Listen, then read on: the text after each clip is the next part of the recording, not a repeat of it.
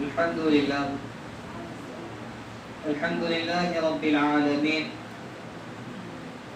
वस्सलातु वस्सलामु अला सय्यिदिल अंबिया'i वल मुरसलीन व अला आलिहि व अस्हाबिहि अजमाइन अम्मा बअद फ़अऊज़ु बिल्लाहि मिनश शैतानिर रजीम बिस्मिल्लाहिर रहमानिर रहीम इन्नल्लाहा व मलाइकतहु युसल्लूना अलन नबी या अय्युहल्लज़ीना आमनू सल्लु अलैहि व सल्लिमू तस्लीमा सदक़ल्लाहुल अज़ीम व सदक़ रसूलुहुन नबियुल अमीनुल करीम लमिनश शाहिदीन वश्शाकिरीन।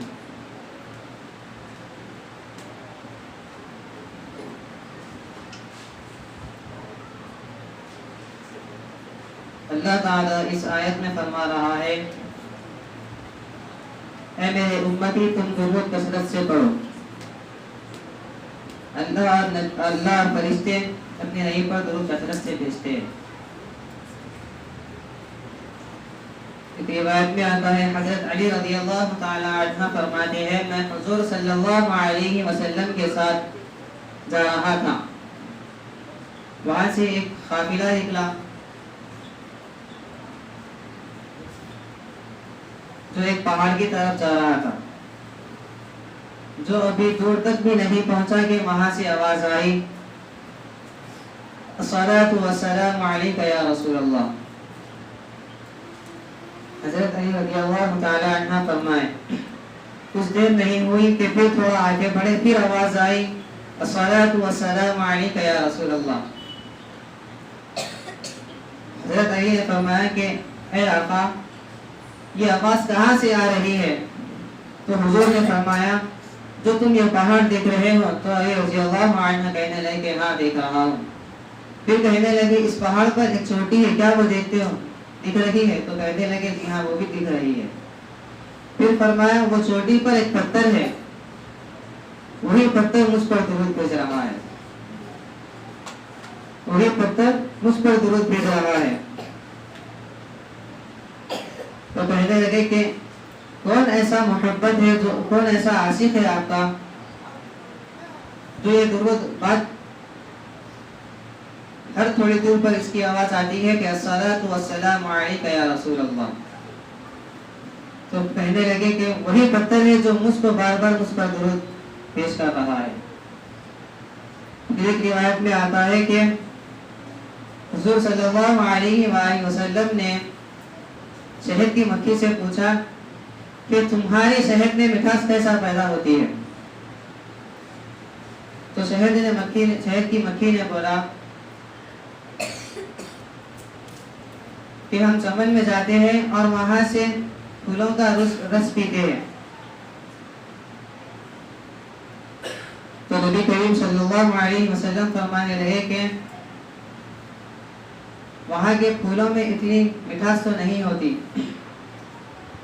तो फिर मक्खी कहने लगी कि जब हम फूलों का रस चूमकर हमारे हम रास्ता मुकम्मल कर जब हम हमारे शहद के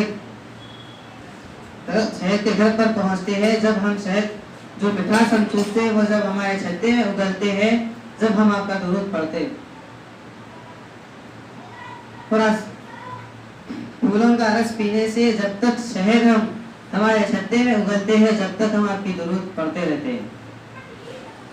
और जो शहद में ये लज्जत और मिठास जो होती है वो भी आपके दुरूद से होती है।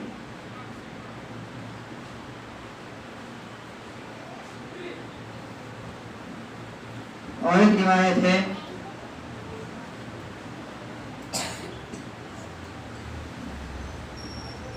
एक अजनबी जो शहर से बादशाह के खौफ से भागकर निकल जाता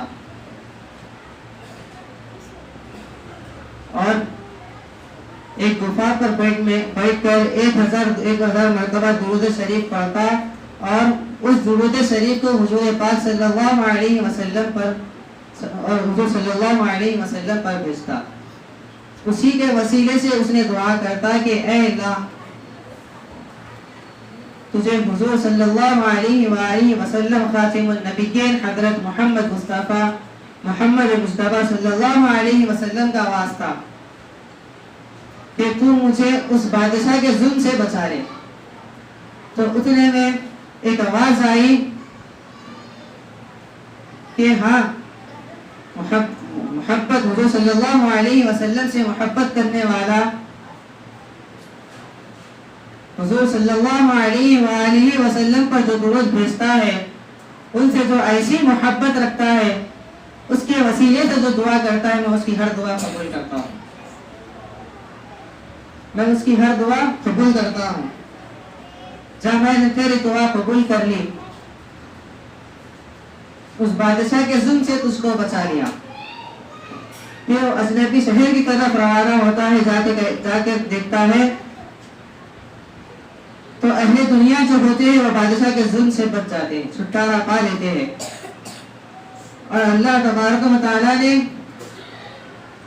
उस बादशाह को हलाक कर देता है।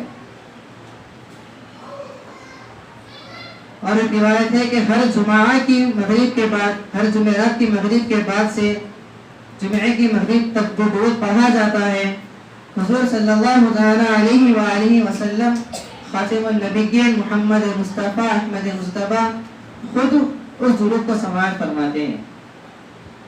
यानी हुजूर सल्लल्लाहु अलैहि वसल्लम खुद उस दुरूद को सुनते हैं। और एक रिवायत में है कि एक तलख गांव का एक ताजिर था, जिसके पास दुनिया की हर दौलत थी। जब वो ताजिर का दुनिया से गुजर हो जाता है, यानी उसकी फौत हो जाती है, तो वो ताजिर के दोनों लड़के उसका माल तकसीम करने लगते हैं। और उसके माल में हुजूर सल्लल्लाहु अलैहि वसल्लम के 3 मुँह मुबारक शामिल होते हैं। जब माल दोनों को तकसीम हो जाता है, फिर हुजूर सल्लल्लाहु अलैहि वसल्लम के मुँह मुबारक एक बड़ा लड़का और एक छोटा लड़का ले लेते हैं। और जब दोनों एक एक ले लेते हैं तो उसमें से एक बच जाता है। तो बड़ा लड़का कहता है कि इसमें भी दोनों हिस्से होना चाहिए, इसमें भी दोनों हिस्से होना चाहिए कि बराबर फैसला हो चुके। तो छोटा लड़का कहने लगा, छोटा भाई बोला कि मैं तुम्हें हरगिज़ ऐसा करने नहीं दूंगा, तुम हरगिज़ ऐसा नहीं कर सकते। तो बड़ा भाई कहने लगा कि अगर तुमको हुजूर से ऐसी मोहब्बत है, हुजूर सल्लल्लाहु अलैहि वसल्लम से इतनी ही मोहब्बत है, तो तुम्हारा सारा माल मुझे दे दो। अगर तुम सारा माल मुझे दे दोगे तो मैं तुमको 3 मुँह मुबारक दे दूंगा। अगर तुम्हारा सारा माल जो तुम्हारे हिस्से में आ चुका है, वो अगर तुम मुझे दे देते हैं तो मैं 3 ये मुँह मुबारक तुम्हें दे देता हूँ। तो कहने लगा, मुझे बिल्कुल ये दुरुस्त है कि तुम 3 मुँह मुबारक मुझे दे दो, मैं मेरा पूरा माल तुम्हारे हवाले कर देता हूँ।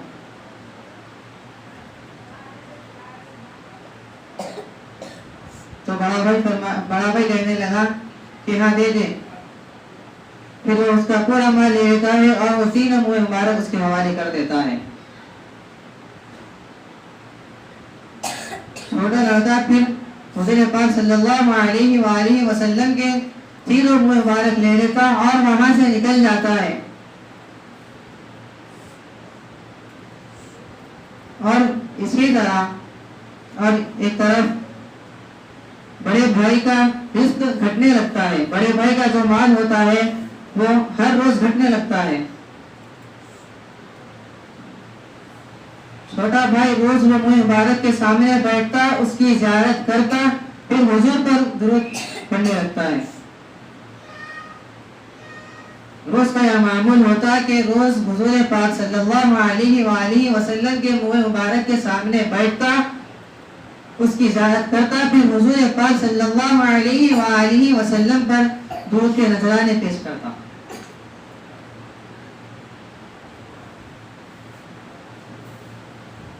हुज़ूर पाक सल्लल्लाहु अलैहि वसल्लम की मोहब्बत तो देखिए, जब वो लड़का हुज़ूर पाक सल्लल्लाहु अलैहि वसल्लम पर दुरूद भेजता तो हुजूर खुद उसकी रोजी के लिए, उसके रिज़्क़ के लिए अल्लाह से दुआ करते हैं। फिर कुछ दिनों बाद उस छोटे भाई का इंतकाल हो जाता है, वो दुनिया से गुजर जाता है। जब उसकी तदफीन होती है तो उस रात वहाँ का जो बादशाह होता है उसको ख्वाब में आता है कि जो ताजिर का जो लड़का था उसको जो दफन करे कि लोगों को कह दो कि उस ताजिर के लड़के की कब्र पर जाओ, उसकी ज़ियारत करो और उसके वसीले से दुआ मांगो।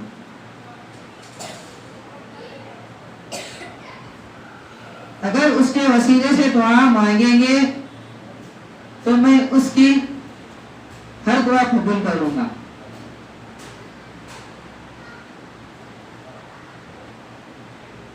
जब वहां से कोई बादशाह या बड़ा आदमी जब गुजरता है वहां पर से, तो वो उन्हें कुछ सवारी से उतर कर पैदल चलता है वहां से, यानी उसकी अजमत बुलंद हो जाती है। ताजिर का जो लड़का था उसकी अजमत बुलंद हो जाती है।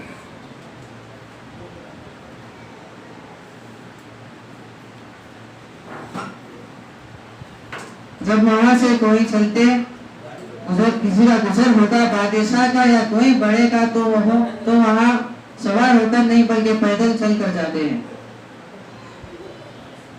उसकी आसमत इतनी बुलंद कर दी जाती है कि कोई वहां से जाता तो पैदल उतर कर जाता है, यानी किसी पर सवारी पर सवार होकर नहीं जाता। तो कहते हैं किसी बुजुर्ग या वलीउल्लाह के जब कब्र पर जाते हैं, मज़ार पर पहुंचते हैं, तो उनके वसीले से दुआ करना, यानी उनको अल्लाह ने समझना, औलिया अल्लाह समझ कर दुआ करना। हमारा अकीदा यही है कि हर अहले सुन्नत का अकीदा यही है कि औलिया अल्लाह समझ कर दुआ करते हैं, यानी अल्लाह समझ कर दुआ नहीं, उनको औलिया अल्लाह बनाकर दुआ करनी चाहिए।